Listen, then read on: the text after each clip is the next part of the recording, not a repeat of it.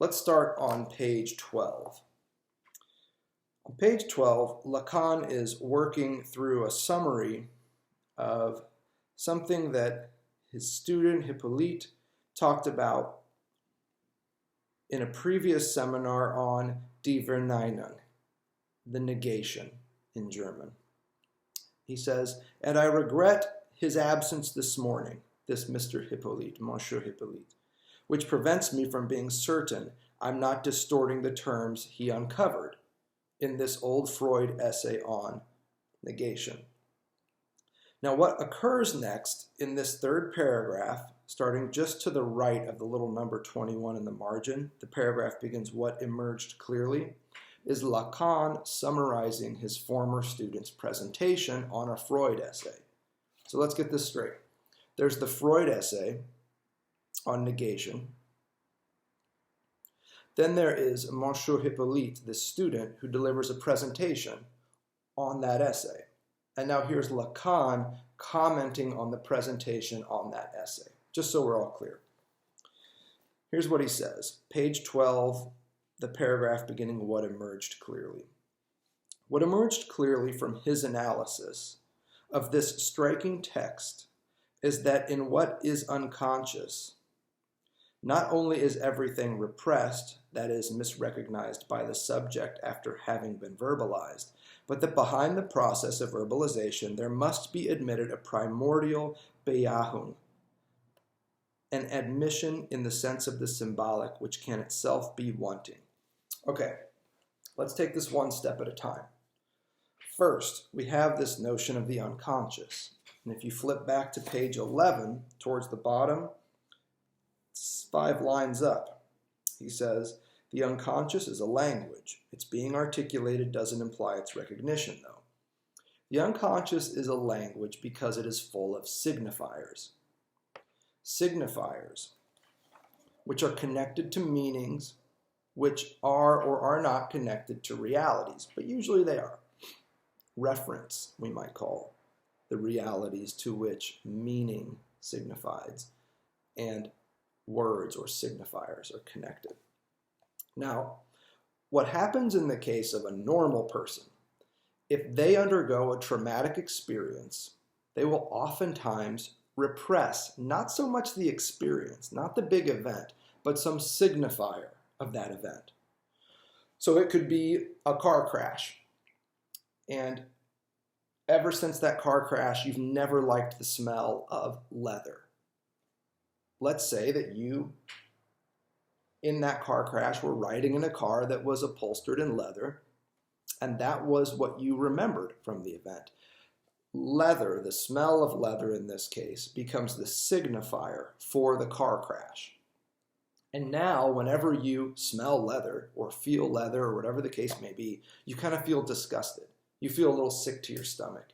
You get a little nervous. You maybe even have a panic attack. What's happened there is that you have taken the signifier of this car accident, leather, the smell or the feel or whatever the case is, and you've repressed that.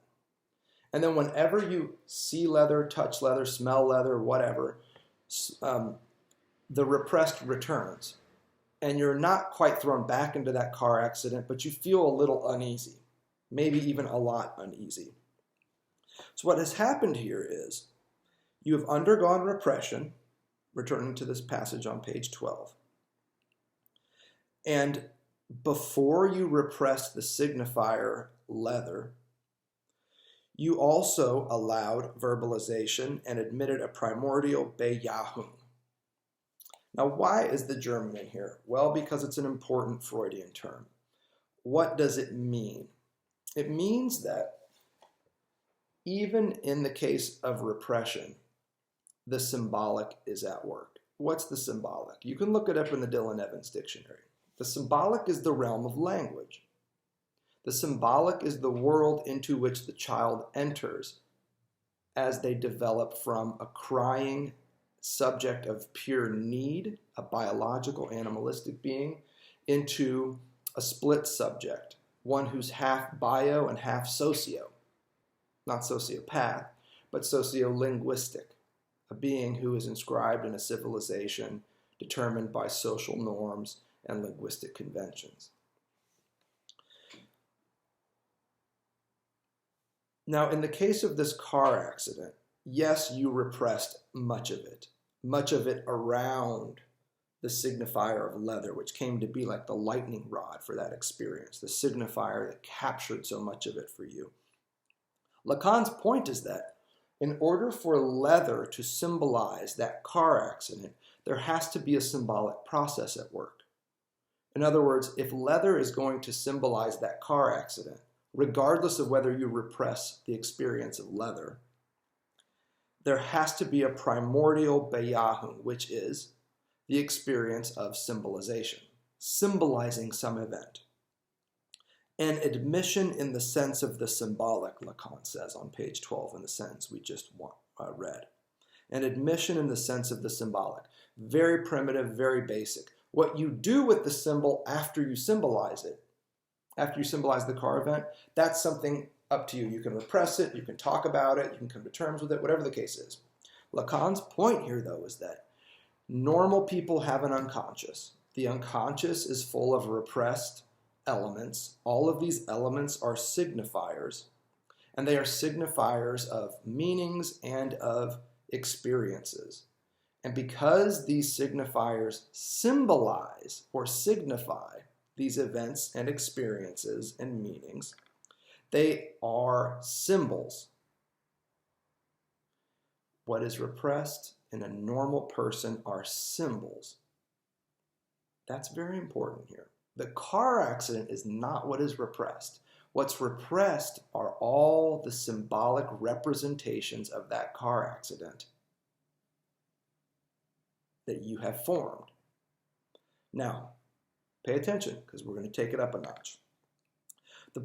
This point is borne out by other texts, page 12 reading on, and especially by a passage that is as explicit as can be, where Freud admits a phenomenon of exclusion for which the term, new German word here, Verwerfung, appears, valid from which Verneinung, produced at a much later stage, is distinguished. So we have these two German terms, Verwerfung and Verneinung. Okay, the first one, Verwerfung, you can replace that with the word foreclosure or refusal or something like this. This is actually what the psychotic goes through. Verneinung is something different. Verneinung, negation, is kind of like what happens in the act of repression. But the proper word for repression in German is Verdrängung. It's mentioned down there in footnote 10. You don't need to know all this German stuff. What we need to know is what these words mean. The German is retained here because Lacan is trying to point out that this is something that came up in Freud's work before Lacan gets to it. We could just as easily, again, replace Verwerfung with foreclosure and Verneinung with negation. Foreclosure is what the psychotic goes through. Now let's see what we can figure out, if we can figure out what that means. It's something more extreme than negation. Something more extreme than repression. Foreclosure is very different. If the normal person knows they've had a car accident, knows it was an awful experience, but has repressed the signifier of that car accident as leather or something like this, the psychotic does something different. They don't repress, they foreclose. They don't even let the signifier exist. They deny its very existence and sometimes even the entire event itself. It can happen that a subject refuses access to his symbolic world to something that he has nevertheless experienced, which in this case is nothing other than the threat of castration. So let's take this slow. Stick with the car example. A subject refuses access to his symbolic world to something that he has nevertheless experienced. So yes, the person had a car accident, but they refuse to allow that accident to be symbolized as leather or as anything. They deny the symbolic process. And as a result, there's nothing for them to repress. Foreclosure is not the same as repression. Repression presupposes a symbolic representation of some event, meaning, or experience. Foreclosure does not allow for any symbolization. It denies signifiers. It denies symbolization. And what Lacan points out here is that the basic event that the psychotic refuses to accept, refuses to symbolize, and thus is unable to repress, is the threat of castration. And here again, castration is not some physical, surgical practice. We're not talking about that. It means the prohibition that comes from being integrated into a society, the constraints that come with knowing that you're not the only person in the world. Driving down the road has constraints. There are rules and regulations and paint on the pavement that tells you where to stop, which lane to be in, how to switch lanes. You take classes, there are lights, there are all these barriers and constraints that need to be in place for other people to be on the road with you in a safe way. You're not the only person on the road. Driving around, swerving, doing whatever the hell you want, doesn't work that way. There are other people on the road, and as a result, we all operate within constraints. Think of the speed limit as a good example of this. The speed limit is a constraint. If there were nobody else on the road, ever, and the roads were made just for you, there'd be no need for a speed limit because you'd go whatever speed you wanted to. The speed limit is there because you're not the only person on the road. That is castration. You are constrained by social structures that are there because you're not the only person in the world. When someone acts like a baby, what you're really telling them is, hey, grow up. You're not the only person in the world. You're not the only person with needs, with demands, with desires, and the like. Babies can act that way. It's called primary narcissism. It's just fine. In fact, it's important for their survival. But when you get older, if you still think you're the only person in the room, if you still think you're the only person on the planet, if you still drive like you own the road, that's called secondary narcissism, and that's problematic.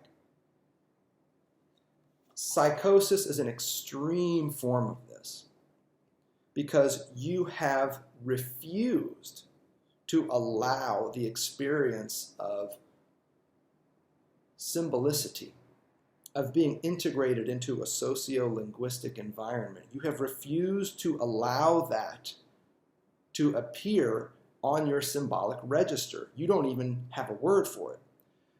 Let me put this clearly. The psychotic does not know the word no.